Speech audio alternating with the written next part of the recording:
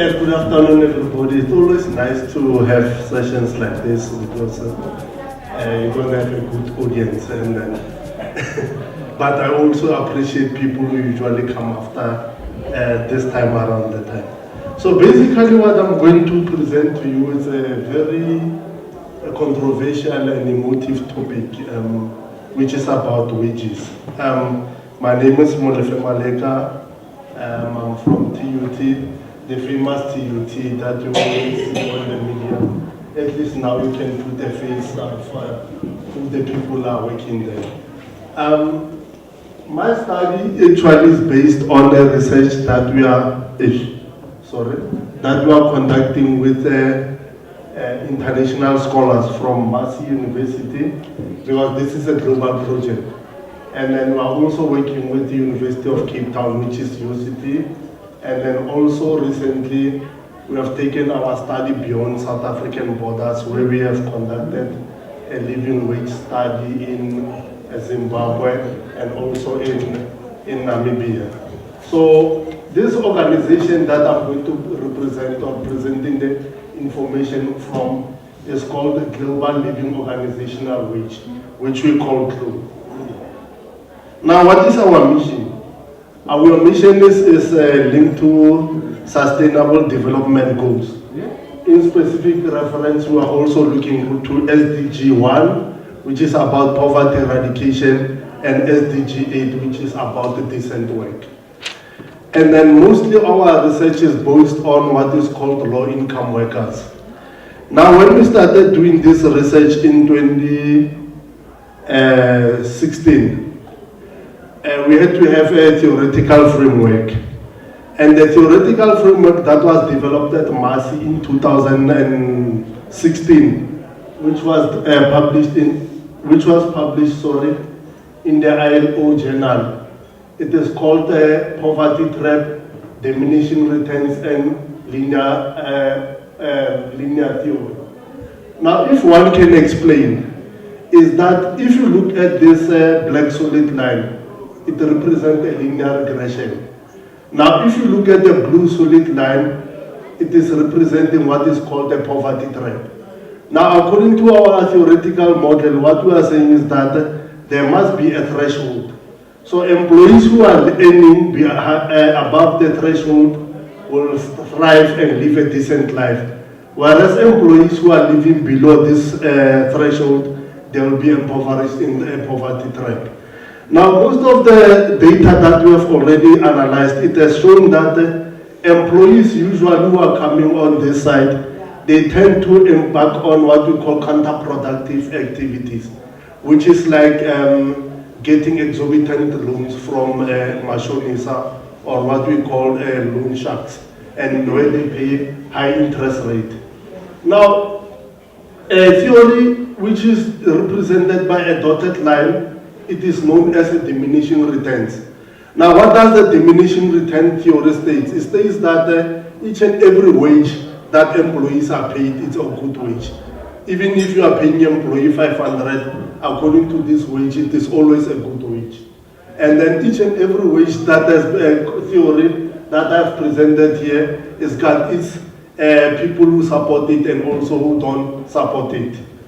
Now, when we come to this slide, is that if you can check most of the research that has been done, especially around wages, it is based on macroeconomic factors, where, for example, where wages are negotiated, usually people tend to look at the unemployment rate, where we say that if we hike wages, more jobs will be lost. Like, for example, when this research was started, sorry, I'm battling to operate this thing, but I'll keep my fingers. Okay, let me put it here. What we have realized is that in 2016, when we started this research, it was that time when the then president, who's currently the president of South Africa, implemented or recommended a living wage of 3.5. And then what happened is that after that proposal was put forward, there was another staggering statistics that was presented by Treasury Department, which shows that if that minimum wage of 3.5 can be implemented, they were projecting that close to 800 million jobs will be lost. However, the counter argument is that since we are not economists but industrial psychology, industrial sociology, and HR specialists, we are looking at the positive side of paying employee wages, high wages. That is why here, if you can check our constructs that we are engaged in, it's employee engagement, organizational commitment, and job satisfaction. As I said, mostly of the wages are measured using economic indicators like unemployment, CPI, and this CPI usually around this time when salary negotiations are going to start, mostly collective bargaining is around CPI. And then also in economics, they also look at what is called poverty lines, and mostly there's a silence when it comes to these industrial psychological constructs.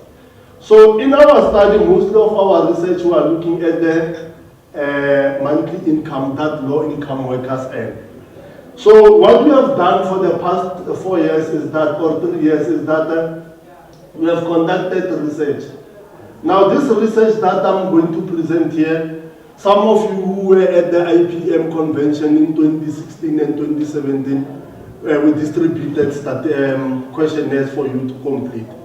But what is interesting is that this sample that we collected data from was not low-income workers. Because if you can look here, in 2016, majority of people, which was 20%, was employees who were earning 40,000 and above. And if we also did the study of 2017, it was also 60.50. But interestingly, if you can look at the data of 2016 and 2017, which construct were rated low, it was remuneration-related salary. Now one is getting interested because one would have thought that most of the HR people who in majority were earning 40,000 and above would be extremely happy with their salaries, and which is something that is very interesting. And as they say, numbers, they don't lie. I only analyze the numbers. If you look at this study was done in South Africa. This is South African flag, this is a Zimbabwe flag, this is a Namibia flag. But if this study, unlike the IPM study, this study was conducted in 3 malls. So when we were doing this research, we only targeted employees who were visiting malls, and then our strategy was to target employees who were earning lower salary.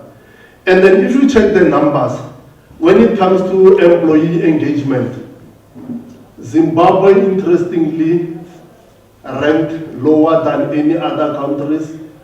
And then also when it came to organizational commitment, the employees who were low income in Zimbabwe were not committed to their organization. And when it came to job satisfaction, employees in Zimbabwe again were the ones who had the lowest scores in terms of their job satisfaction. Now, having data like this, and like the one that I've presented in the previous slide, is not a good thing for HR. Because what we know from HR is that employee engagement, organizational commitment, and job satisfaction, those are proxies for productivity.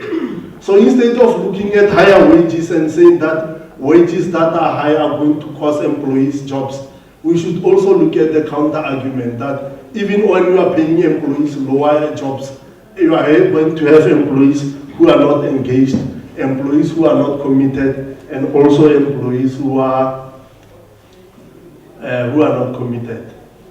Now, this is another data set that we have done. So here what we have done is that we looked at low-income workers from both South Africa and New Zealand. Now, if you look on this vertical scale, it is a scale that I was talking about, a 7-point Likert scale, and these ones are the monthly salaries. But if you can check, most of the employees, for example, who said they were not satisfied with their work, majority of them earned between 0 and 10,000. And look at this case. It's showing that these employees are not satisfied with their salaries that they are earning. Now, if you look at this, you remember when I started my presentation, I've shown you a slide that was showing three conflicting theory. Our research is showing that this red line, for example, is showing what is called the poverty traps. So if you interpret the poverty trap, it says that employees who are earning here, you remember what did I say about poverty traps? Employees who are earning below a certain threshold, they are not going to be satisfied. But if you can check here, these are employees in South Africa, and these are almost employees who are earning a minimum wage of 3.5. So what does that say to us in HR? It shows that in HR that getting employees who are paid a certain wage, which is below the poverty line, those employees are not going to be satisfied with their jobs. Now, if one can ask, can any one of you tell me what is the, in terms of the CPI index, a figure for employees who can eat nutritious food? It's about? Okay, the latest statistics that we have from economists is showing that on average employee who's earning 3.5, actually the food that can make employees to live a healthy life is 3.5. Per month. Per month. Yeah, food basket, yes. Excluding airtime. Including airtime. So if you are saying employees should earn 3.5, what are we saying? They should buy food all. Yeah. And then how are they going to come to work? You see what I'm saying? Yeah. And this is how as HR we should get engaged when these things are discussed in the table. But how are you going to discuss this if you don't have data? Because previously, if you can remember, there was a very violent strike that took place in Marikana. The employees, how much were they demanding? So you can see that 12.5, I'm not the one who gave them that 12.5, but if you can check this number, employees who were satisfied with their salary, they were earning around here, almost around 10,000. You understand what I'm saying? And this is not a thumbs up thing, it is statistics that were done. Does it make sense? But it may show that also as HR, when you guys, because when I was sitting here, I was seeing people with high ranking positions. This is the data that you can go and use when wages, or when you become an employee champion, to say that the offset of not having employees getting higher salaries, that we are going to use proxies of productivity, which I said it was job satisfaction, employee engagement, and what? Organizational commitment. And this is how as HR we can contribute into the debate. Because that 3.5, how was it set about? It was set about by economists. But to the best of my knowledge, I don't know if there was somebody who was involved in that committee that was deciding that 3.5. Now this is how our organization, as I said, this organization was conceptualized here in 2016 at Massey University in Auckland. Currently we are also in North America, especially in New York, and then we also are trying to infiltrate Africa, because according to our research, it's going to be a longitudinal research of 50 years. Because when you start engaging people who are working in business, usually when we talk about high numbers, what do they say? We are going to lose our bottom line. Now, in conclusion, I've shown you a very interesting stat, which was showing that the majority of HR practitioners who are earning between 40,000 and above, they are not happy with their salaries. Which raises a most important question: is poverty relative? It is, no? Yeah. All right. And then another thing is that the shortcoming, because as I said, this research was started only in 2016. What we have already gathered is data from the employees. But what we have not gathered as yet is data where we must also taking about the voices of the employers. So last year I was invited to go and present some of the preliminary studies at the United Nations Convention in New York City. So I met this amazing professor. His name is Professor Walter Reichman. He told me that, Molefe, if you can see, there's no consensus when it comes to wages. And as I said, wages are very controversial. But what we need to get to is what is called a tipping point. Now, what is a tipping point? A tipping point is a point where employees are earning a living wage. On the other side, employers are thriving. As things stand, that number is not low. And that's where when you start saying around 10,000, it will make employees better. What is the counter argument? An employer will say that, but your data is biased. And another biasness of this research is that, unlike other studies that are done on a national level, this was done in 4 cities, and also the IPM data that was conducted, it was only based in 2000, it was a sample size of 204, last year it was 78. So you cannot generalize these results.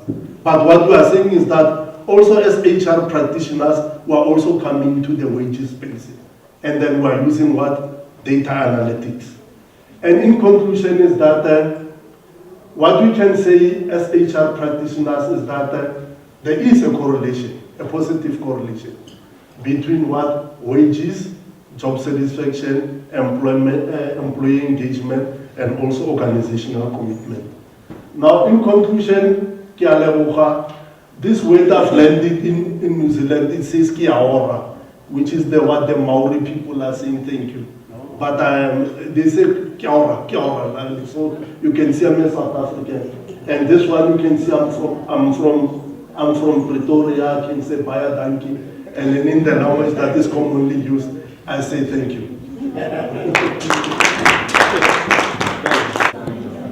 Thank you very much for coming through to this session. And I want to appreciate my fellow presenters and our panelists. Doc, thank you for triggering our minds through your presentation. We appreciate that. My name is Cleopas Chiketa. I'm the Deputy Director for HR at the Reserve Bank of Zimbabwe. Of course, I saw the research that Doc was presenting to do with staff engagement, to do with job satisfaction and commitment. I would say I'm not part of that myself. My commitment is higher than what you're presenting. My satisfaction is also higher, slightly higher than what you're presenting as well. It matches the South African model. I'm into leadership coaching, and I'm also into leadership development in general. So that those are the areas that I'm focusing on. I've been relating with this country, I think, for the past 6 years.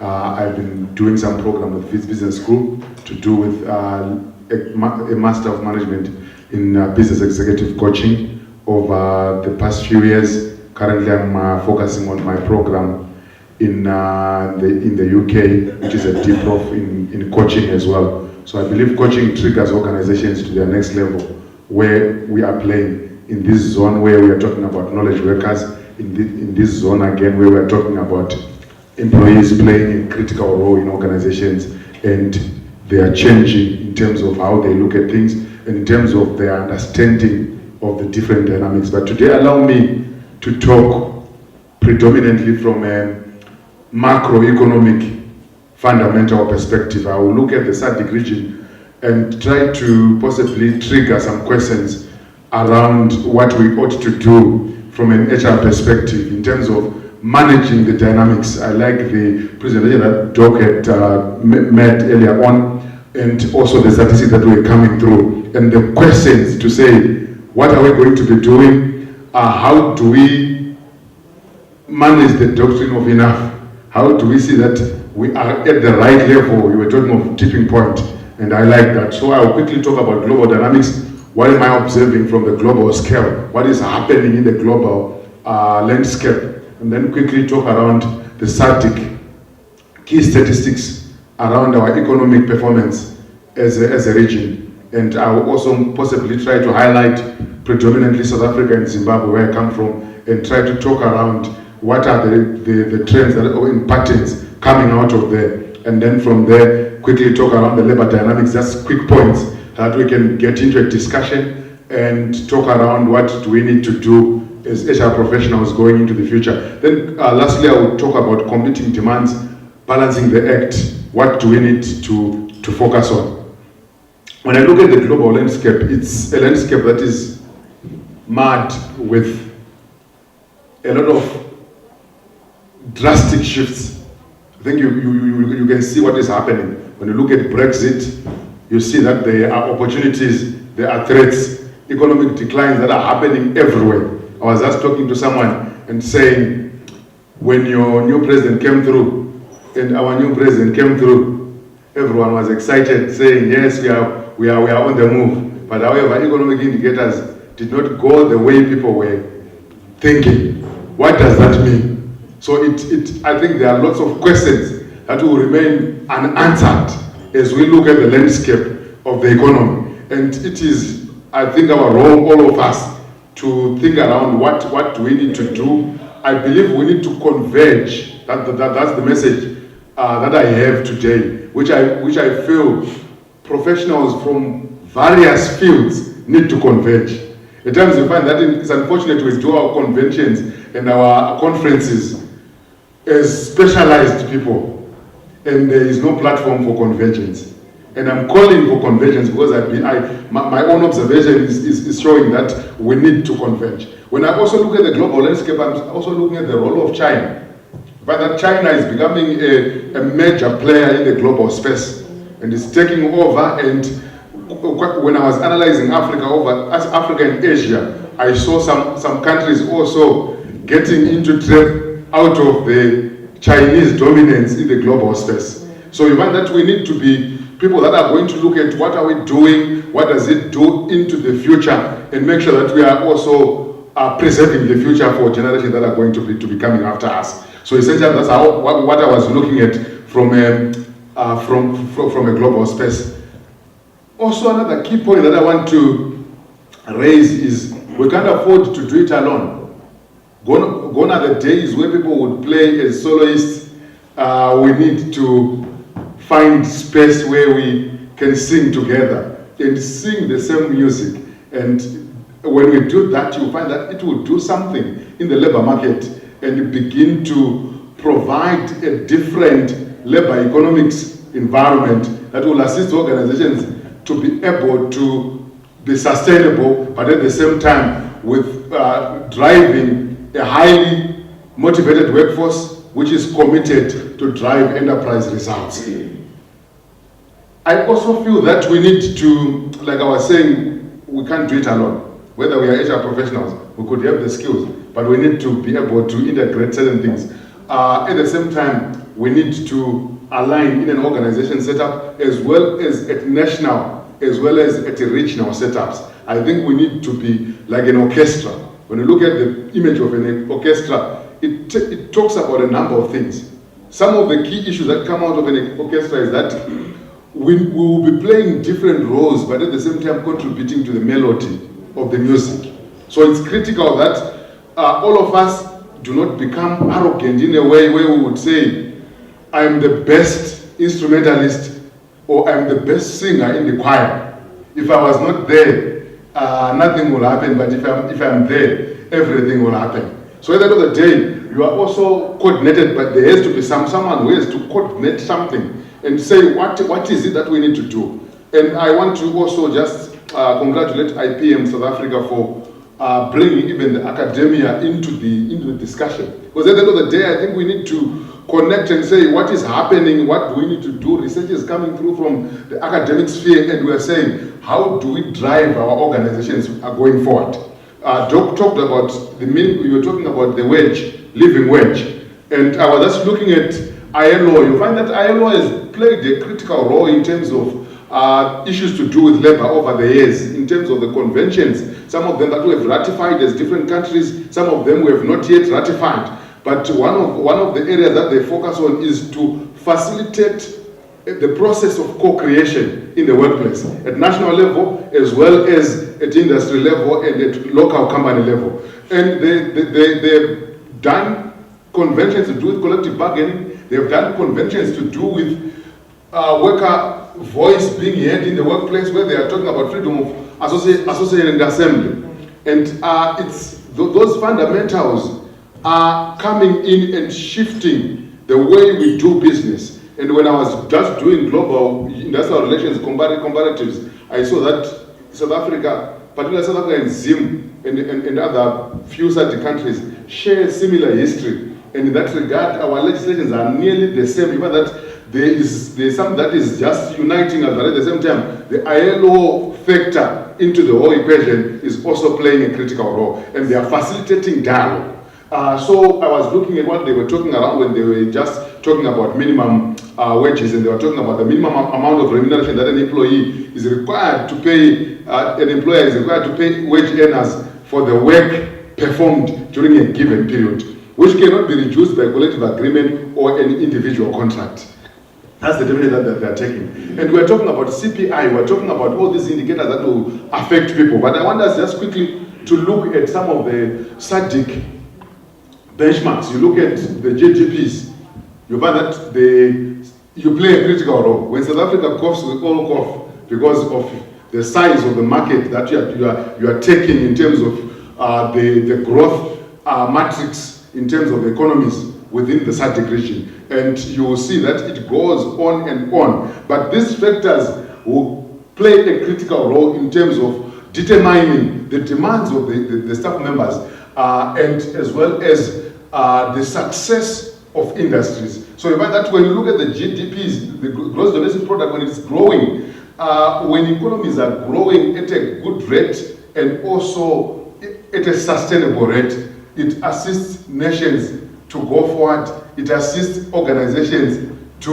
operate optimally, it also assists staff members to be able to earn that which is also going to contribute value to their tables. At the end of the day, it's not necessarily about fixing the amounts only, but it's about looking at the global space and looking at the matrix to say what is coming through and how can we sustain the economies. Because when economies are functioning, everyone will get to get their portion or their piece of the cake out of it. I also looked at inflation rates.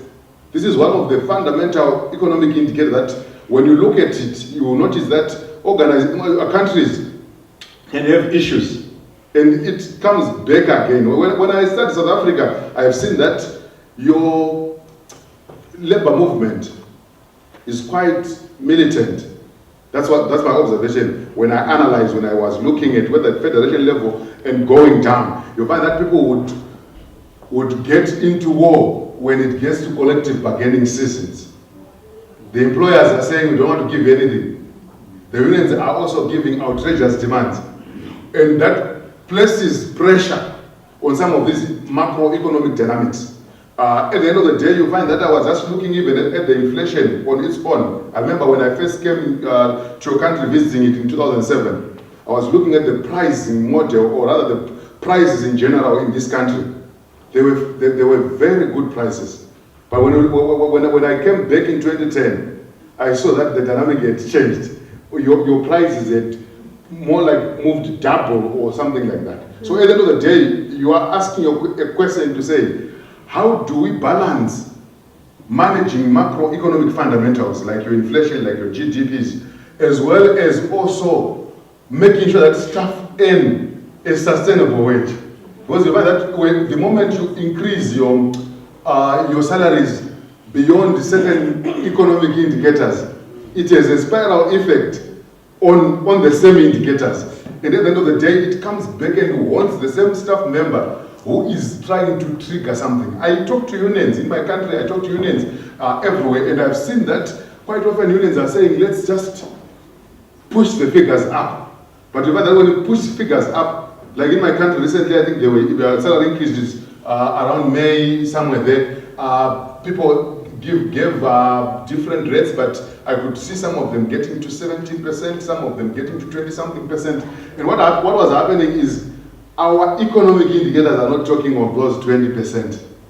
But however, people are giving increases. And at the end of the day, I think you can also see some of the dynamics that are happening as we speak today.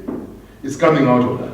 because companies are doing different things. Some are doing this, some are not doing. But I've been also observing some of the advanced economies in the world. One thing that I've seen is that they have unity. That's why I was talking about an orchestra. They have unity when it comes to talking about parameters to govern them in terms of bargaining. They would say, anyone do whatever you want, but you will not exceed our rates, our macroeconomic indicators, whether it's inflation. If inflation is playing around 7%, they will say no salary increase is going to exceed 7%. Let's do whatever we want to do, but let's do it and maintain it within a certain spectrum. So that's one of my observations. We are triggering economic demise, but at the same time, so you find that a person who was earning, for example, I like what you were presenting where you were saying 3.5. You will find that we can say, yes, someone is earning 3.5, let's increase to 9,000 rand. What will happen is, if we don't play it safe or with adequate research and also looking at the economic indicators, we will end up having someone earning 9,000 rand and they say, I'm better off. But when it comes to what they can buy, they are not better off. They are worse off because of inflation. So those are some of the key issues that I believe as HR practitioners, we're not going to do it alone, but we need to work with others and begin to have candid conversations around what do we need to do to ensure that we preserve the value. At the end of the day, what is critical is someone should get value, or all the stakeholders should get value, and it will be key for all of us. When you look at growth rates, I think you can see that our growth rates in SADC are more like fluctuating. We are not sustainable. 1 year we are doing well, the next year we are not doing well. And you find that these are some of the things that we need to sit down and reflect and say, what is causing this? I was looking at my own country, look at that 14.8 growth one of the years because of when we had an inclusive government. And now you find that when we moved out of there, now we are dropping. So you are asking yourself, what is happening? What do we need to do to sustain? How can we sustain that 14.8? It might not be 14.8 continuously, but we are saying, how do you preserve the value that you have created and not drop drastically to very low levels? And to me, it's very critical. Looking at South Africa is the same, but at least you have been within the same ranges, but still you are also having different levels there. So at the end of the day, these are the questions that I think we need to begin to have robust discussions as IPM, but at the same time, I think IPM has to partner with all other institutions in the country and to begin to talk around this. In my country, I was challenging the Confederation of Zimbabwe Industries, CZI.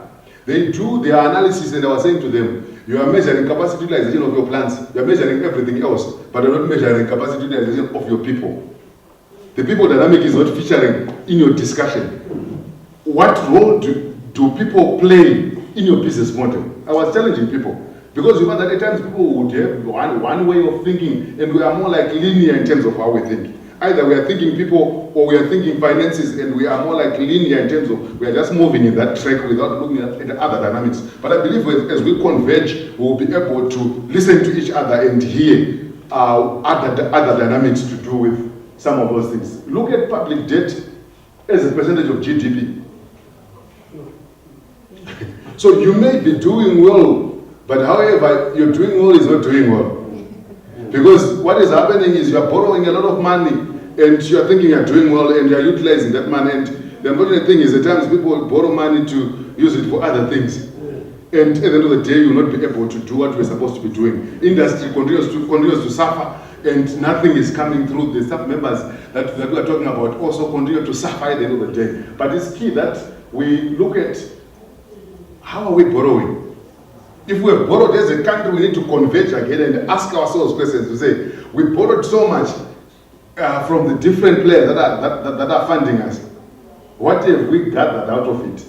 I'm a return on investment person. I believe in return on investment. At the end of the day, you want to establish a return on investment on whatever you will be doing. But essentially, you find that when you look like Mozambique, they look at ourselves as well. You find that our percentages are quite high. The standard benchmark is 60%. Because otherwise, you will be more like owned by the people that have given you the debt. They could eventually come and take over your country and say, we are running this country because it's ours. we have been granted this country. So at the end of the day, I think we need to be looking at all these dynamics. Otherwise, we will be having artificial statistics.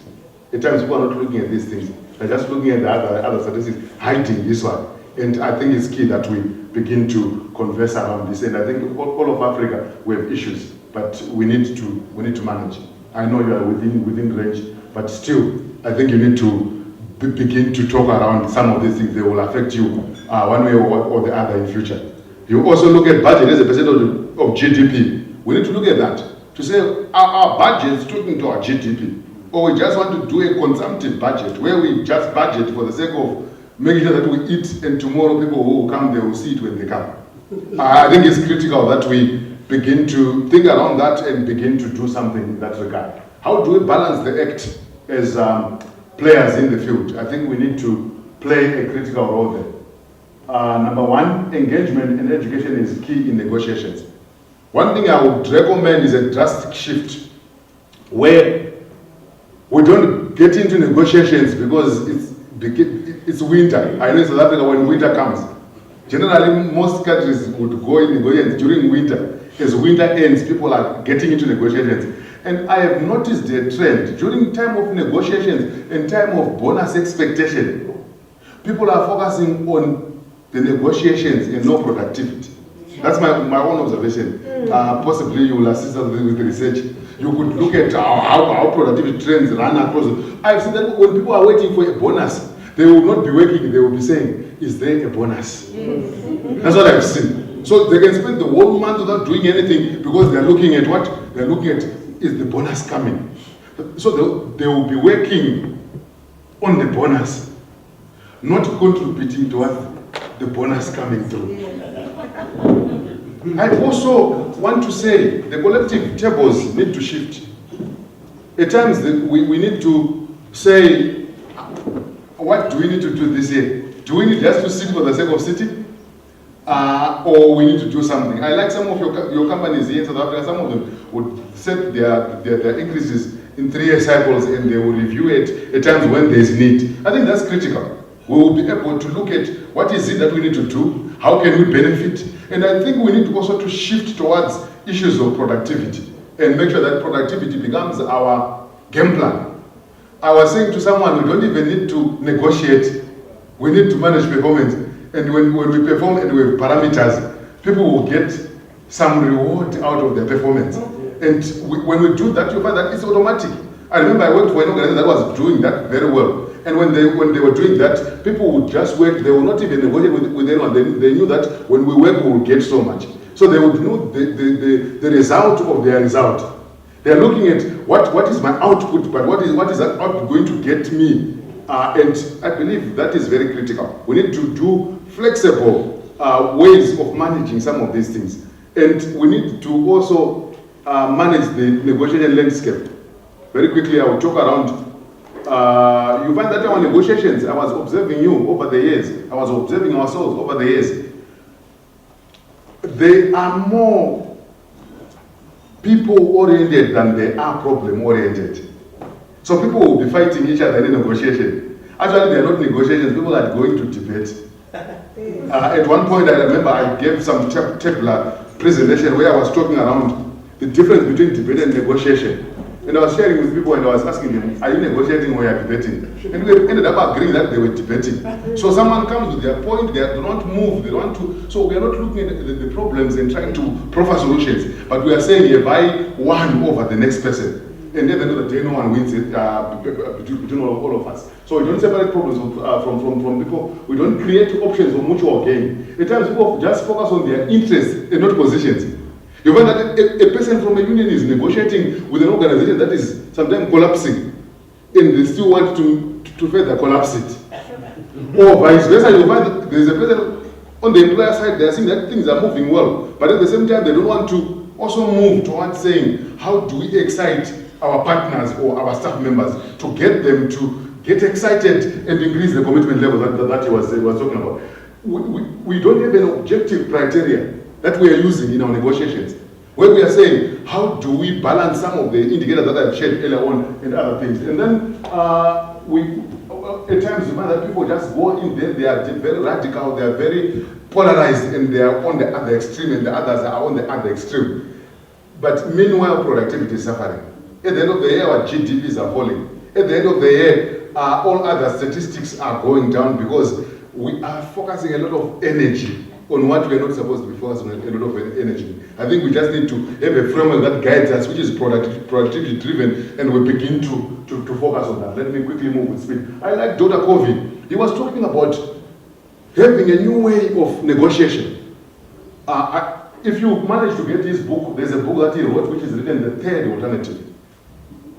Very drastic move in terms of negotiation. He says, your view is the first alternative, mine is the second. But if I listen to you and you listen to me, we will discover a superior alternative, which is beyond yours and mine. And I like that perspective. I've seen that when you begin to think in a third alternative way, you begin to see things differently. You begin to listen to the other person, and things will definitely shift out of that. Another person that I would recommend you to look at, there's a man called William Ury, who is at Harvard. He's focusing on negotiation. He has written a book called Getting to Yes through negotiations. So he's saying we need to run away from the way we would look at things and begin to talk. And one thing that challenges me in his presentation is that he says Africa, he learned a lot of lessons in Africa about negotiation. But however, the rhetoric is that in Africa, we have poor negotiations.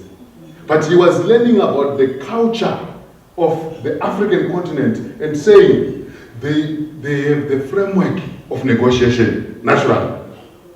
Performance will matter more than before, where we are going. Performance is going to be one of the driving forces that will take us to where we want to go. Allow me to quickly end because I know our time has moved. So what am I saying as I conclude? I'm just saying the landscape is there. It can be beautiful, but it depends on how we, the players, are going to play it. At times we focus on our own superiority and think that the other party is the wrong one, but I think we need to converge, we need to start to talk, and we need to begin to shift things towards a productivity agenda nationally and make sure that things are happening. Where we would even push for reforms, where we would even push for technology adoption within enterprises as well as everywhere where we can. I know it will also affect employment levels, but at the same time, we'll find a way to say, how do we also reward those that are not in employment, but at the same time, managing the productivity matrix? I think we need to ask those questions and begin to drive towards successful nations, because successful nations require people that are going to be focused, but who are going to collaborate and co-create. So I think we need to focus and we need to change our paradigms in terms of negotiation, as well as in terms of how we look at the macro indicators and how they will affect the micro indicators at a local level. I will end it there, and because of our former president's statement, I will take the Swahili statement and say, Asante sana. Asante sana.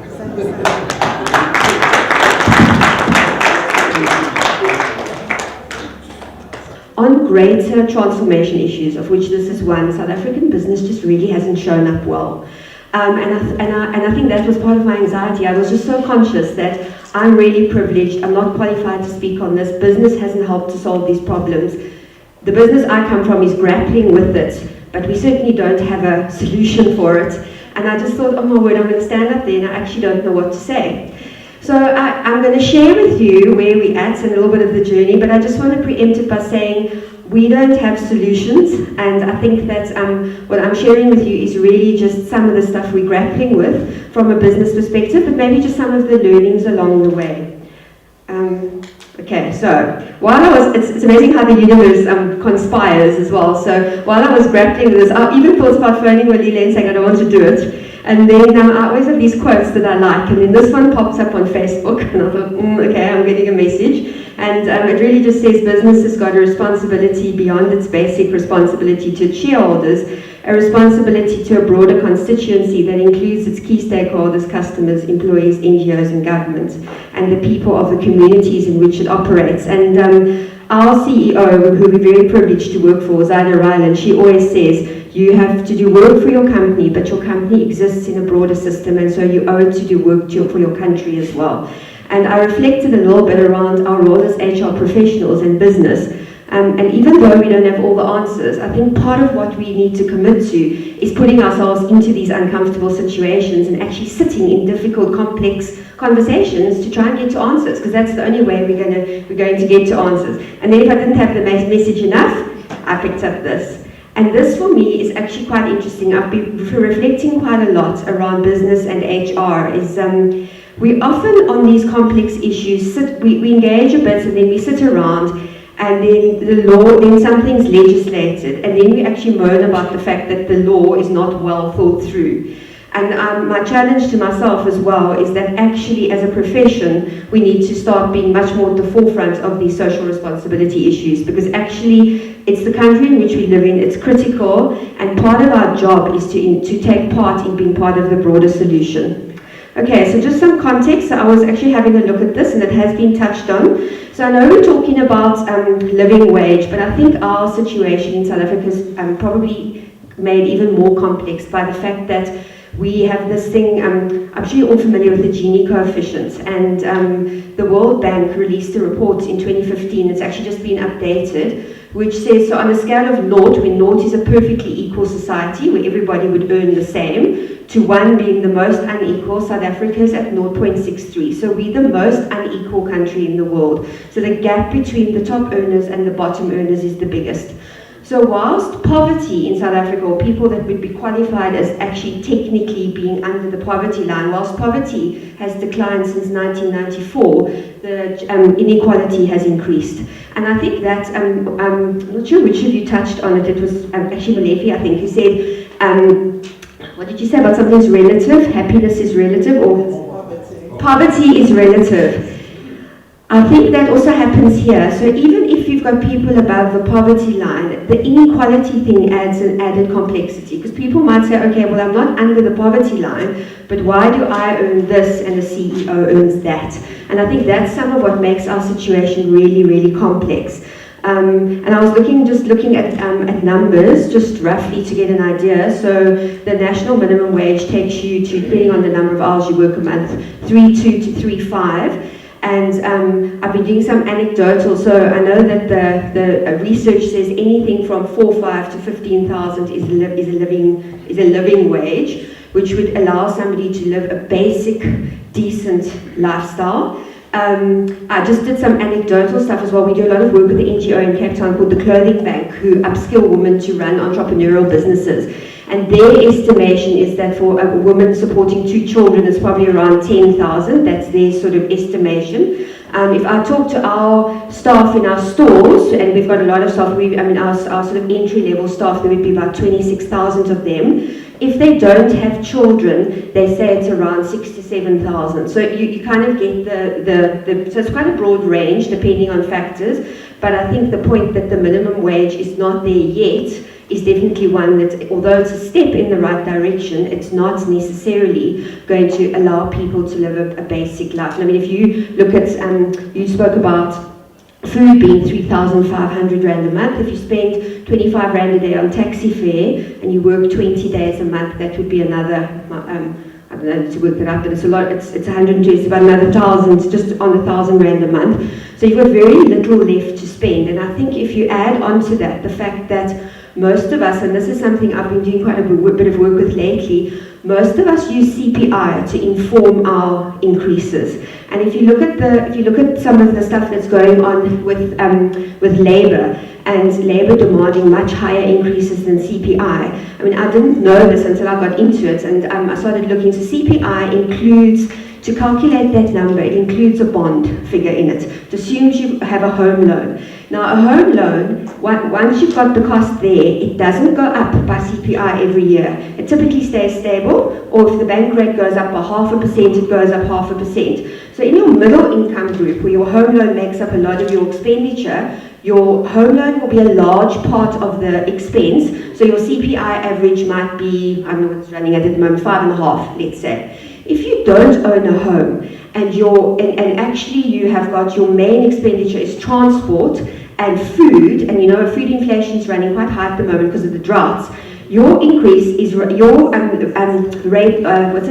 cost of living, is increasing way beyond CPI every year. So, I mean, and that's one of the things that I say we're on a journey. We're not near formulating a aligned view on living wage, although we're grappling with it. But that's some of the stuff where if you just start digging into it, you start understanding why the inequality thing becomes such a problem as well. Because not only are people under the poverty line, but because they don't have the money to have what would be considered a reasonable basket of goods, the inflation is running ahead of people who've got fixed assets in that basket.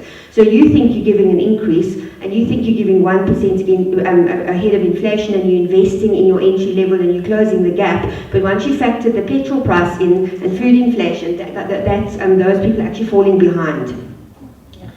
Okay, so that's sort of just so where we are, and I think, as I said, the Gini coefficient is a bit of an issue, and I don't know if those of you who sit on REMCOMs would have seen that it's going to become a requirement if you're a listed company to publish your differential between your top earners and your bottom earners in your REM report. So, and that's actually I think quite good, because it's an example of where legislation and requirements will start forcing some of the conversations to happen in the boardroom. I think it's quite a sad indictment on us as a country that we actually often only have the conversation after the legislation triggers us. But you know what? It is the counter to that is it does at least often trigger the conversation. Okay, so just on this living wage debate, I mean, it's quite complex and multifaceted, and I think one of the things that was referred to by both my colleagues over here is the need for convergence. So the one thing I have experienced, and we are really grappling with this as a Woolworths board and Exco at the moment, we're really grappling with so we are ahead of minimum wage, and on the back of it we've always had a strategy of paying ahead of Department of Labour rates, because our staff are the face to our customers, so they're quite important to us. But we're now grappling with what's the next step and what's the journey. And I think with these complex problems, which are also quite emotive, you run the risk of people getting into unidimensional arguments. So what happens is you get polarization. So you get people take up a very strong stance. Who of you remember very basic physics? For every action, there's an equal and opposite. Can you remember? Reaction. So I say adamantly that wall is white, and you will then adamantly say, no, it's black. And I'll say, no, it's white, and then you get polarization. So what happens in these complex problems, if you don't have people deliberately sitting around the table and really sitting with it, you can get a very unidimensional view of things. So what happens is, and in this instance, the finance view comes in. So you get the rhetoric around, oh, well, you're going to have the bottom line costs, it's unaffordable. Or you get the stuff around legislative environment in this country is killing job creation. Or we could pay if our productivity was okay. Or all that's going to happen is we're going to automate and we're going to lose jobs, and we've been asked to create jobs, but now we're going to lose jobs and have redundancies.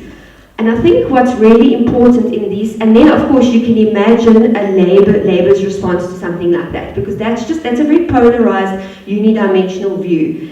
And I think the role that HR can play in this is actually to get into the conversation and to introduce, and I'm going to choose this word quite deliberately, introduce empathy. Now by empathy, I'm not saying feel sorry for. By empathy, I'm saying meet your line leaders or your business leaders where they're at and talk to them in a language that they can understand so they can see a broader perspective. So you can then, I mean, it's not going to work if somebody's saying cost cutting and you take the HR approach of, the poor people, because that's again a polarizing thing. But I think what we've found as the conversation has matured and we've really sat with it, and we're still in conversation, there are no answers, but the bottom line cost conversation becomes a hidden cost conversation, because actually, as much as people look at the bottom line, you can also quantify the below the line costs. So if so I'll talk to stores because it's what I know. So our people in stores, if they don't have enough money, we start seeing an uptick in absenteeism. We start seeing an uptick in tool shortages. We start seeing an uptick in theft and shrinkage. And those are also costs. They're bottom line costs, and you have to do quite a bit of work sometimes to quantify them, but they're there. The other thing is, those of you who do talent development, I mean, what do you need to develop somebody? What do you need for them? I mean, this is such a no-brainer.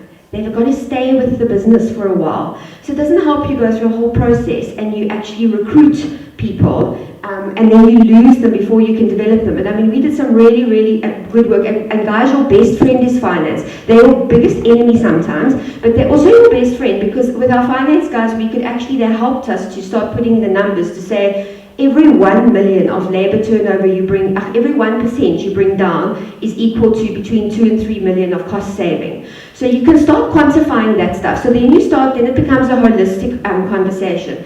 Or a cost conversation becomes a sustainability conversation around, you want to build a business, you want to upskill people, you want people to become brand ambassadors, you want them to move through the ranks, so they've got to stay, they've got to come to work, they've got to be able to afford staff transport. So there are costs to all that as well. I think there's also really good stuff out there which, as HR practitioners, we should become aware with around the social and political and economic impact of people not earning properly. And I mean, all your businesses are dependent on customers. Okay, so if your customers, if customers are not living in a stable environment, they don't spend money. And I think we've been blessed to a degree, and I mean, those of you probably, I don't know if you know, but Hermanus has had quite a lot of unrest around, and our store couldn't trade. The store closed for a week. So we've had some really real examples of what happens when you've got economic instability and people don't own homes, and what that means for your customers. Or when customers see unrest in a country, they don't want to spend. They don't use differential spending. They start going into hoarding mode. So I think the key learning, and as we've been on this journey, for me as an HR practitioner, is I really need to do my homework in a way that I can meet business where they're at and bring deliberate empathy, bring a well-researched, data-driven perspective to the table that actually makes it a business conversation, that takes it away. Of course it's a moral conversation, everybody knows that, but you've got to take it away from that into, it's like the 4 love languages. You've got to speak the language that business understands. And business understands cost, they understand sustainability, they understand impacts on customer, they understand customer morale. They understand but don't necessarily want to spend too much time on the moral stuff. So I think that's been a big learning. And I think just the one thing I just wanted to leave with you is I did reflect a lot about this topic at an HR conference. And just to share with you, so my team has done a lot of work. This is my HR team at Woolies. We've been involved in a process over it's about 2 years now, deeply engaging our team about what's our function in the business, our purpose, and what's the role that we play. And this is quite relevant to what's going on in South Africa at the moment. So we actually came up with, we have 3 roles. Now if you think about HR, we've always been a service or an enabling department, so that would be the first one. We deliberately said empower because we said it's beyond enabling, it's actually about transferring skill. Then obviously we're business partners. Now I mean, a lot of the debate in the business, in the HR space, or a lot of the research has been around HR becoming an equal partner at the table and being able to really partner business. And this is bottom-up wisdom, but there's always wisdom in a group. So back to collaboration. And they define that partnering role with input from our business, and Line is that our role is to help Line make robust decisions and co-create solutions. And we need to challenge, co-create, and have commercial relevance. And part of that is giving Line the data to make good decisions.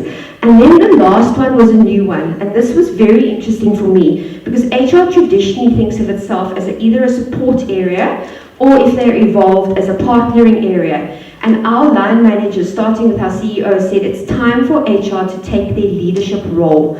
So HR's been honeying about having a space at the table. You've got a space at the table. Now you're there, have a leadership role. And actually, there are some conversations which is ours to table, and the people agenda conversations are ours to table. And my one sort of big reflection and I haven't articulated it until I went to the transformation session just now, is being an HR professional in South Africa, part of your job is human capital development. And so all these economic development conversations, they're yours to lead in the boardroom. They're yours to table.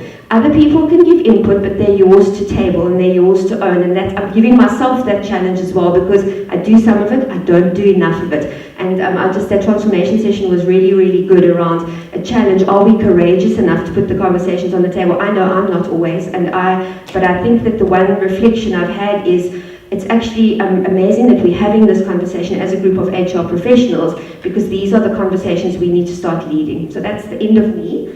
And thank you for listening on the graveyard shift at the end of the day. Thanks. Two issues. One has the ILO kind of like failed in this issue of living wage or minimum wage. You said earlier on you were talking to your colleague in the UN. So what is the reason for the having failure? Many times as HR we sit between the bargaining forum, either it could be employee representatives or the union and then the RANCO. And therefore what did you say, we should add on, because most of the time the weapon that we use is the CPI and maybe one or two. So what advice as well would you say are the things that perhaps we need to add? I wish we had some of the either members of labor here or maybe members from the board, from RAMCOs as well, because we also, on behalf of the employees, on behalf of staff. What should we take into account when we sit in those negotiation forums? Because what we normally use as HR practitioners is just the CPI. Mainly. What else should we use? Remember, ILO is like a statutory body that only gives guidelines. And then what is interesting is that they just give broad guidelines. The only thing that we need is buy-in. So I will share my experience, what I've seen working. In 2016, I was fortunate to go to New Zealand for 2 weeks. New Zealand is one of those countries that does not have a high, I think you talked about the... Yeah, it's got a more equal. Yeah, Gini coefficient, yeah, theirs is extremely low.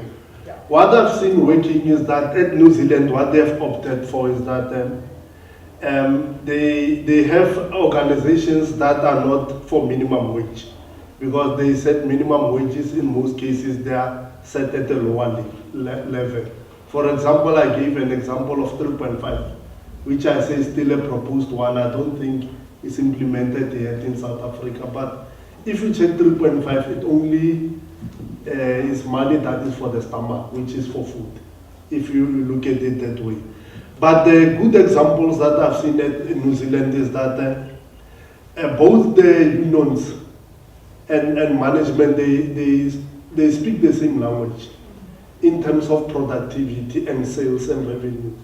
For example, you find certain unions, they say that if, let's say, for example, you are working for company X, we implement a living wage, you'll find that the union is endorsing it.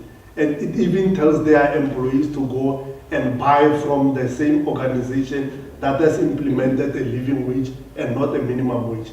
And I think my esteemed colleague here from Zimbabwe was talking about it's high time that we should converge, not talk from a unidimensional level. As Chantel was saying, is that usually when we are talking about high wages, people start talking about high costs and we are going to lose jobs. And then you get people, remember when I was doing presentation, the theory that I was talking about diminishing returns. You still find people who are still in business saying that any wage it's a good wage, as long as people are working. But the question is that if somebody is earning less than 3.5, that person cannot even afford to come to work. That person, as Chantel was saying, is your front line officer or employee who's going to meet a customer. I spoke about job satisfaction. How do you think that person is going to respond to a customer? This is not my company. That those are commitment issues. Even when people say there's a strike, they say, yeah, we're not going to work. Instead of people saying, we want to go to work.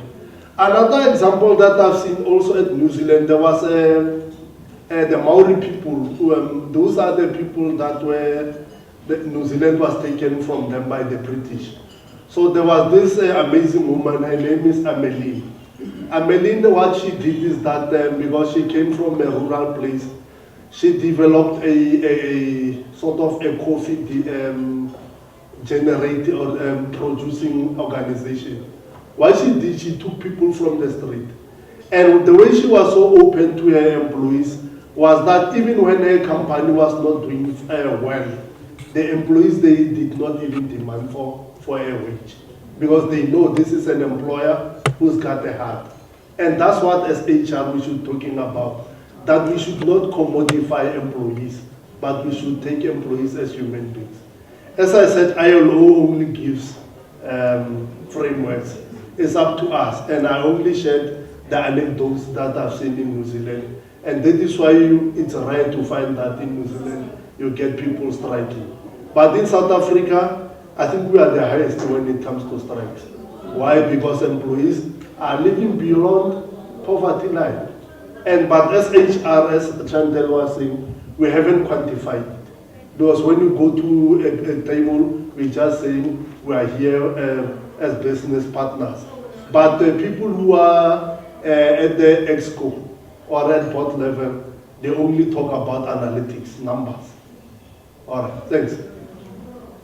Does that talk to the second question? Yes. About the CPI. CPI. Yeah, there's something also CPI. For example, how much is the medical cost? It's highly high, it's extremely high. The food, yeah, the food that people are talking about. If somebody, we said that 3.5 is only food that can make a person to live a healthy life or a decent life.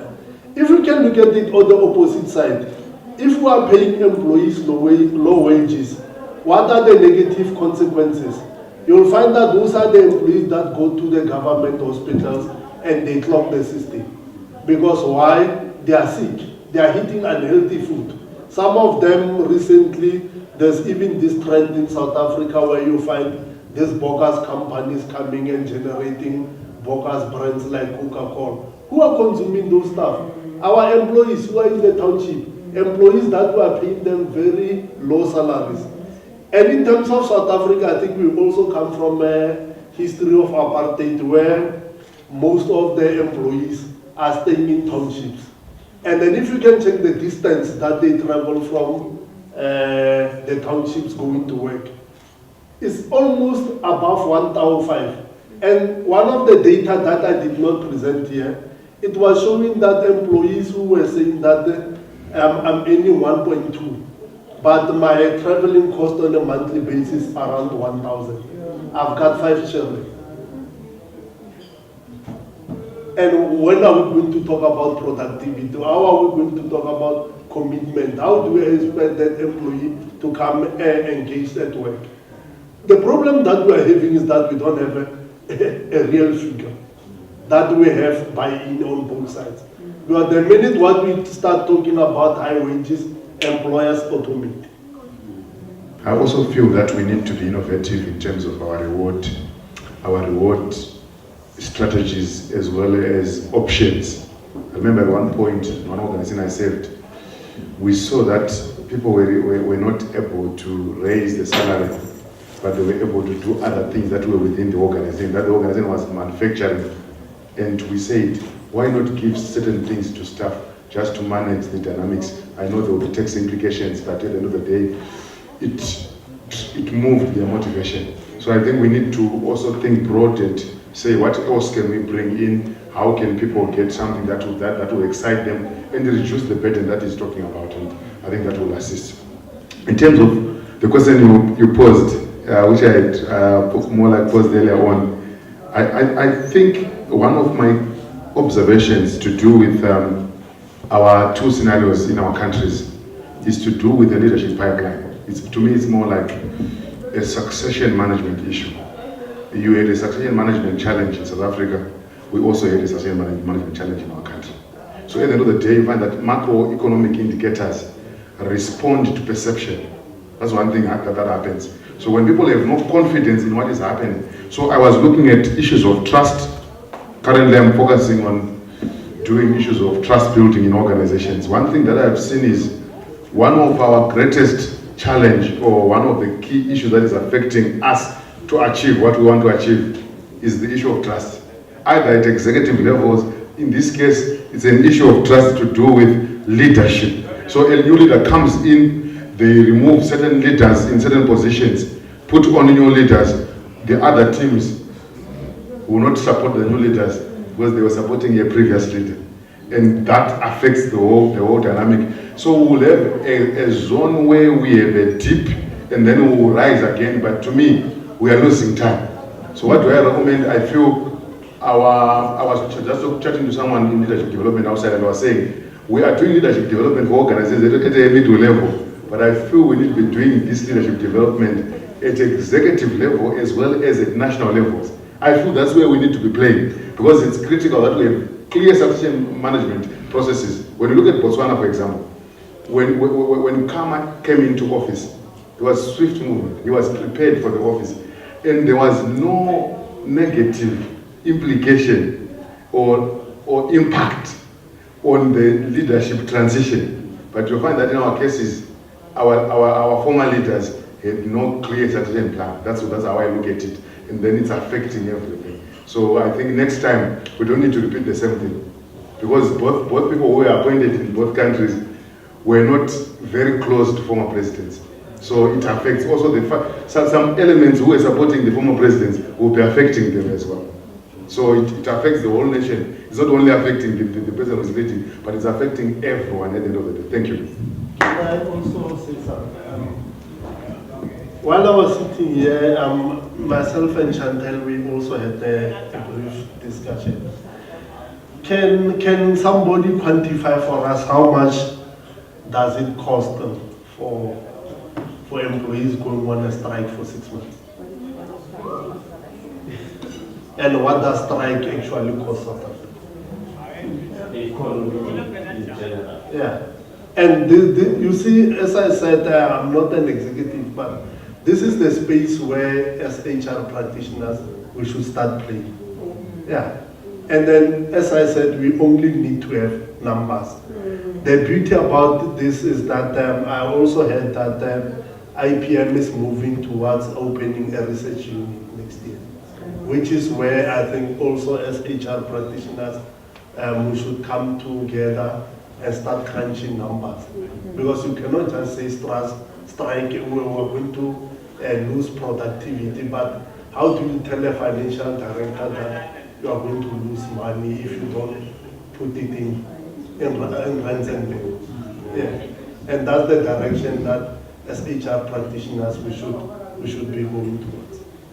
And then I've got my business card here. We also are going to be member of that IPM research, and we would like to make a huge impact that as HR, this is the space that Chantel was talking about, leading the conversation, not about enabling and partnering, but we should also be able to quantify this. But, the question that you're posing as to how much are we losing, but are we measuring what we are producing? Because yes, that is very key in terms of, the input, how much is coming in. Because that will give us an indication of how much we are losing. yes. But if you don't do that, it's going to be difficult to determine as to how much we are losing. Yes. And we work on assumptions that if you lose a week of productivity, you're probably losing 10 million. But we haven't actually come to that point of quantifying it. And I know for a fact that in manufacturing we work with tech time. Okay, so the number of hours that employees at work, but we don't really go to the details in terms of how much input that person is putting in, when is there, when is on the line. So that's where the the challenge comes in. If there's integration between, as we're talking about HR, and also talking about the top executive, as well as our unions.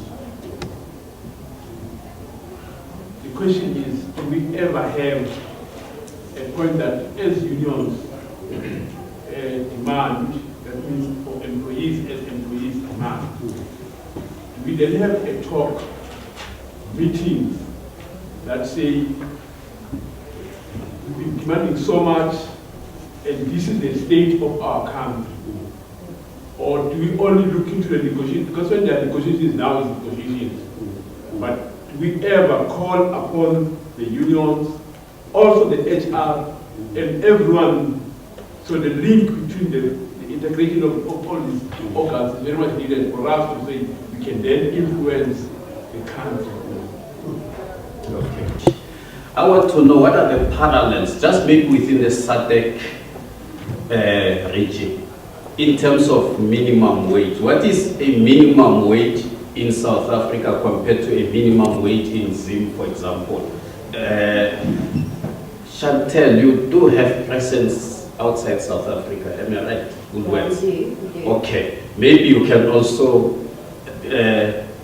throw in some ideas there to say, if in South Africa we pay what we call them cashiers or tellers, they tell us so much, is that amount more or less the same in the other areas of Africa? It's not necessarily comparable. So the reason I say that is, for example, in Zambia, I think it's Zambia and Tanzania, but Zambia definitely medical aid is compulsory. You've got to, and pension funds. You've got to contribute to a pension fund and a medical fund, and the government gives you one of like 10. You've got to pick. So it's not necessarily that directly comparable, but base pay, I'm trying to think. I think South Africa would be one of the highest paid. Just trying to think through. I actually want to have a look. I can actually look and then let me answer you. But I'm just thinking back to Africa. However, benefits are more regulated, so you've got less flexibility on some of the benefits. Yeah.